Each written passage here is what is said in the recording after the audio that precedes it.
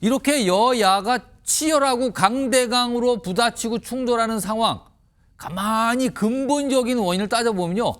헌재가 오늘까지도 아무런 얘기를 안 하고 있기 때문인 거, 이 이유가 안 하고 있기 때문이라는 이 상황이 배경으로 보인다는 거예요.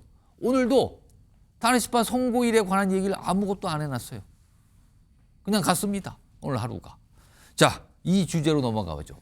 키워드 있습니다. 갈수록 오리무중입니다. 지금 헌재 지금 무슨 생각을 하는 건가? 헌재 안에서는 지금 어떤 논의가 있는 건가? 갈수록 오리무중 상황이라는 겁니다. 지금요. 자, 그럼요. 이와 관련해서 여야 모두 지금 헌법재판소를 향해서 빨리 뭔가 좀 결정해 주세요라는 얘기를 공통적으로 하고 있거든요. 목소리 들어보겠습니다. 1905년에 나라를 팔아먹었던 을사오적이 있었습니다. 공교롭게도 올해도 을사년입니다. 헌법재판소 재판관들의 결정에 나라의 운명이 좌우됩니다. 윤석열 파면이 아니라 나라를 파면으로 이끌 결정을 내린다면 신을사오적으로 역사의 오명을 남길 것입니다. 헌재는 국정의 혼란과 불확실성을 정리하기 위해 대통령 탄핵 심판 결과를 조속히 선고하길 바랍니다. 이미 헌재는 대통령 탄핵 심판과 관련해서 평의를 수십 차례 진행한 것으로 알고 있습니다. 문영배 권한대행은 선고 일자를 잡고 헌법재판관 개개인의 판단을 들어서 하루빨리 탄핵 심판에 대해서 결론을 내리기 바랍니다. 이 부분에만큼은 여야 모두가 같아요. 헌재에서 빨리 결론을 좀 내주세요. 물론 여야가 바라는 결과는 전혀 다르지만요. 자, 그럼 지금 헌법재판소 어떤 상황일까요? 정리 좀 해보죠. 자, 날짜별로 나와 있죠. 탄핵소추가 시작된 게 지난해 12월 14일. 변론이 시작된 게 지난해 말. 변론 종결이 2월 말. 그리고 오늘까지 뭔가 평의라는 게 그러니까 재판관들이 모여서 의견 교환하는 그 과정이죠. 오늘까지 지금 진행 중이다라는 정도예요. 그러면은 도대체 평의에서는 어떻게 의견이 모이고 교환된 건지, 그리고 평의 다음에 평결이라는 걸 하거든요. 여기는 결정하는 단계인데 평결은 도대체 언제 가는 건지, 선고일은 언제 나오는 건지, 지금 무슨 작업이 있긴 있는 건지, 그렇다면 궁극적으로는 선고는 과연 언제 나오는 건지, 어떻게 나오는 건지 다 오리무중인 겁니다. 지금요. 가장 결정적인 이 아랫부분, 가장 중요한 이 아랫부분에서 이 결론이 나오는 저 부분에서 물음표가 찍혀 있어요. 지금 모르는 겁니다. 지금. 자, 이 얘기 좀 해보겠습니다. 김성태 전 원내대표께요. 최근에 이렇게 보도 따르면은 최근에 헌재가 헌법재판관들 모여서 평의라는 걸 해요. 의견 교환하는데 그게 뭐 1시간 정도 해서 끝난 경우도 있고 30분 만에 끝난 경우도 있다, 이런 보도까지 나온 상황인데, 그렇다면은 의견 교환은 이미 앞서 다 했으니까 뭐 쟁점별로 다들 들을 만큼 다 들었다. 그러면은 쟁점 외에 아주 중요한 사안 때문에 뭔가 의견이 안 모여서 늦어지고 있는 겁니까? 왜 늦어진다고 보십니까? 지금 이제 현재의 상황은 쉽게 말하면 사달이 난 거죠. 사달이 났다고? 사달이라는 것은 어떤 사건이나 탈이 났을 경우를 이게 사달이 났다는 거. 뭔가 생각지도 못한 일이 벌어졌다는 거 아니에요? 그러니까 이제 쉽게 말하면 민주당 입장에서는 이제 연불보다는 제밥, 그냥 덜 익은 밥숟가락 덜 그 생각만 먼저 한 거예요. 국회에서 분명히 탄핵소추 의결될 당시에는 내란죄가 핵심 내용이에요. 그러니까 국회 탄핵소추 의결 내용의 70% 이상이 내란죄에 관한 내용으로 정리가 됐단 말입니다. 그래서 이제 헌법기관인 국회의원들이 탄핵소추 의결에 참여해가지고 그게 이제 의결이 돼가지고 헌재로 넘어온 거 아니겠습니까? 근데 헌재 심판 과정에서 그 헌재 심판의 핵심 내용인 바로 내란죄 부분을 헌재하고 국회 탄핵소추팀들이 준비기일 때 윤석열 대통령 변호인 측은 배제한 가운데 거기서 그냥 조속한 헌재 심판을 위해서 자기들 이렇게 주고받았다. 그래서 그때부터 헌재가 국민들 불신의 대상이 되는 거예요. 제가 왜 이 이야기를 좀 쉽게 말하면 이런 겁니다. 우리가 찐빵을 갖다 주문했는데 막상 배달되어 온 찐빵을 보니까 앙코가 없어요. 그래서 주문한 사람이 이 찐빵을 갖다 다시 반포를 해버렸어요. 앙코는 좀 적합하지 않은 말 같아서 제가 소로 바꾸겠습니다. 팥소입니다. 팥소인데 이 팥소가 쉽게 말하면 내란죄입니다. 이게 내란죄가 빠진 쉽게 말하면 탄핵 심판이 지금 그걸 놓고 보니까 과연 노무현 대통령 때나 박근혜 대통령처럼 그러면은 노무현 대통령도 공직선거법상에 분명히 헌법과 법률을 위반했는데 예. 대통령직을 파면할 정도로 중하지는 않다. 그래서 다시 복귀를 했잖아요, 그죠? 예. 박근혜 대통령은 국정농단이 이거는 대통령직을 수행할 수 없을 정도로 심각하다. 그래서 그렇습니다. 이제 파면된 예, 거고. 예. 그렇다면은 윤석열 대통령도 마찬가지예요. 이 내란죄라는 이 프레임은 민주당이 정치적으로 먼저 사법기관의 결정이 있기 이전에 내란죄 프레임을 세워버렸어요. 예. 그래가지고 국회 탄핵 소추도 내란죄로 쉽게 말하면은 한마디로 대통령으로서 예. 직을 유지할 수 없다. 예. 그래서 우리는 탄핵 소추가 이루어진 마당이니까 판단해달라 그랬는데 그래놓고는 내란죄를 철회를 드러내버렸단 했죠. 말이에요. 예. 결정적인 절차적 중대성 그러면 지금 생긴 거예요. 헌재가 그 부분에 대해서 뭔가 재판관 간의 결론이 안 나서 지금 이렇게까지 시간이 지체되고 있다 이렇게 보시는 거예요? 그렇죠. 그 이유 하나의 결정적인 변곡점이 예. 서울중앙지법에서 쉽게 말하면 구속 취소 결정을 윤석열 대통령 하면서 예. 그 재판장이 영장 전담 그런 부장판사가 아니에요.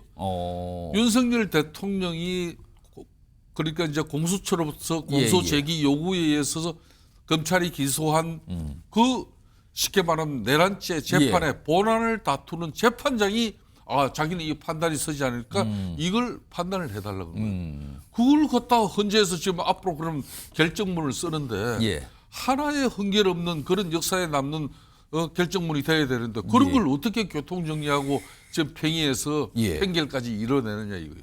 그러니까 결정적으로 지금 안에 지금 문제가 봉착되어 있는 겁니다.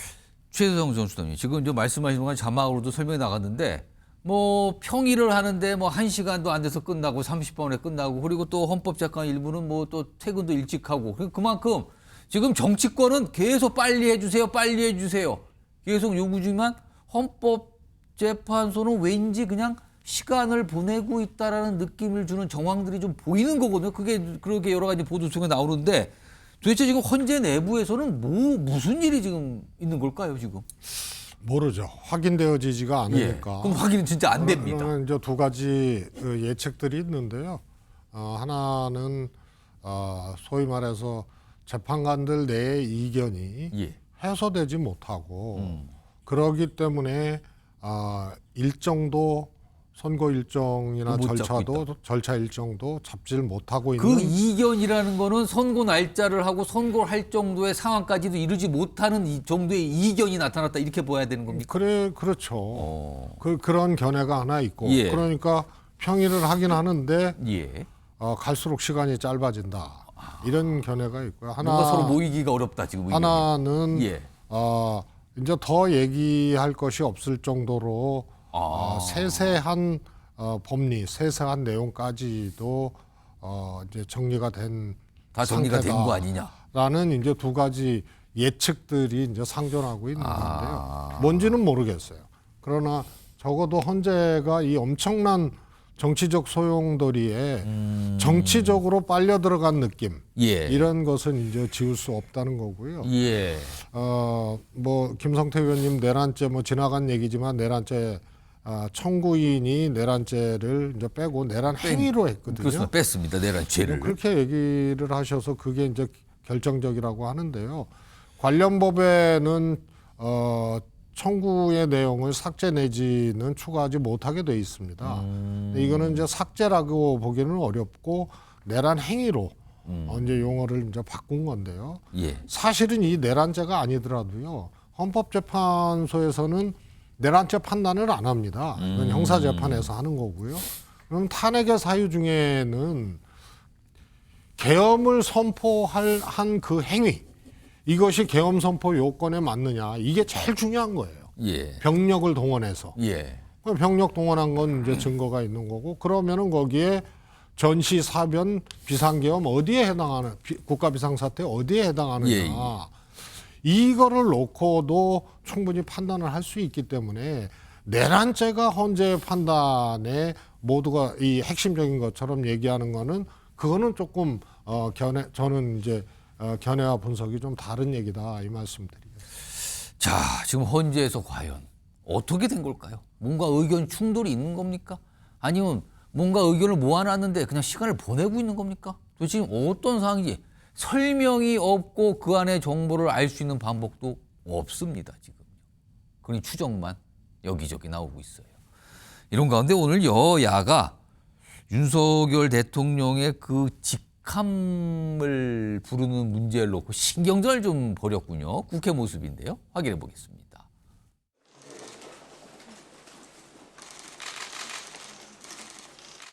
국민의힘은 내란에 동조하는 일체의 행위를 중단하시고 헌정질서 수호에 적극 협력하기를 촉구합니다. 국민을 향해 총뿌리를 겨눌 윤석열이 여전히 국민의힘 1호 당원입니다. 윤석열을 국민의힘은 징계함으로써 최소한의 책임을 지는 태도를 보이길 바랍니다. 지금 이 자리에서 현직 대통령의 이름을 대통령이라는 석자를 붙이기를 그렇게 인색하는 민주당을 보면서 이 상대당에 대한 존중이 있는지 참 의문스럽습니다. 윤석열 얘기하는 것이 참 듣기가 아주 거북했습니다. 이런 식으로 가면 앞으로 범죄 피고인 이재명 대표에 대해서도 우리가 이재명이라고 계속해서 불러도 여러분들 아무 소리 안 하겠습니까? 그 직위를 불러주는 것 자체가 그게 정치의 품격이다. 저는 그렇게 생각하고 있습니다. 저 대화가 국회의장을 가운데 놓고 있었습니다. 직함 문제. 자꾸 이름만 부르면 그쪽도 대통령 이름만 부를 거예요, 지금. 약간 이런 거예요, 지금요. 두 분께 뭐 짧게 좀 의견 좀 어떻게 들으셨는지 의견 좀 들어보겠습니다. 김성태 의원님. 동서양 고대 전쟁사를 보더라도 적장을 이렇게 목을 따고 뭐 이렇게 제가 적격한 이야기를 뭐 하지만 그러니까 굉장히 정말 그런 전쟁이 치열하도 그런 객관 상황에서도 적장에 대해서는 예우를 갖추는 게 그게 마지막 이제 장수의 도리라고 그러잖아요. 그런 것을 그리고 현직 대통령이 아직까지 국회 헌재에서 탄핵소추 인용 어떤 결정도 나기도 전에 윤석열로 그래가지고 마치 탄핵이 이루어진 자연인 이름만 대통령. 부르는 게 그런 의도 아니냐 혹시? 그런 거죠. 그러니까 이게 이런 것들이 모두 다 헌재를 갖다 압박하는 고도의 정치적 행위 이상이 이하도 아닌 겁니다. 그렇게 함으로써 민주당의 품격과 민주당의 정치력이 국민들에게 돋보이는 건 아니거든요. 최재성 전 수석께서는 어떻게 들으셨어요? 저는 민주당이 뭐 민주당 회의에서는 해도 된다고 봐요. 당 회의에서는. 근데 지금 이제 상대당 원내대표가 있잖아요. 그리고 국회의장이 있잖아요. 사실 협상을 하는 자리요. 그래서 정 대통령이라고 하기 저되면 앞에 탄핵 소추 중인 혹은 또 정말 반헌법적인 이 불법적 계엄을 저지른 윤석열 대통령 그런 표현을 이렇게 차라리 그런 걸 게 쓰지. 저는 맞다고 봐요. 그래서 저는 오히려 좀 뭐라 그럴까요? 뭐 내란죄 저지르고 정말 용납될 수 없는 사람이죠. 그런데 하여튼 법률적인 지위가 직무는 정지제대 대통령 아니에요? 그리고 그걸 배출한 상대당 원내대표가 있는 거 아니에요? 그럼 저는 앞에 수식을 달더라도 대통령이라는 얘기는 써줬어야 된다. 알겠습니다. 이렇게 상대방과 굉장한 신경전이지만 저게 사소한 건지 아니면 굉장히 좀 신경을 더 쓰이게 하는 건지 이게 여야 좋을 건 없어요. 또 저런 관계가 돼서는요. 오늘 좀 있었습니다.